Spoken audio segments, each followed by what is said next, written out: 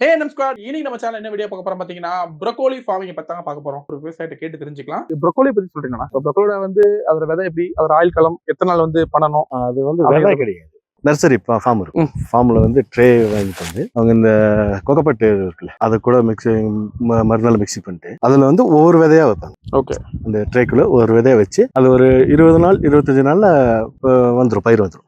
ஒரு இந்த சைஸுக்கு வந்துடும். ஓகே. நாத்து அதை நம்ம எடுத்துட்டு போனோம், நம்ம காட்டுல போட்டா 60 நாள்ல வந்து நம்மளுக்கு ப்ரோக்கோலி இந்த சைஸ் வந்துடும்.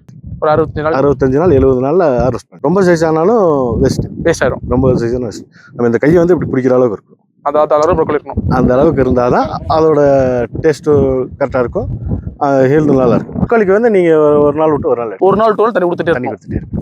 அந்த நாத்து ஒரு ஸ்டேஜ் வரும்போது ஒரு 40 நாள் 45 நாள் வர வரைக்கும் நம்ம ஒரு நாள் விட்டு ஒரு நாள் நம்ம இந்த வெயில்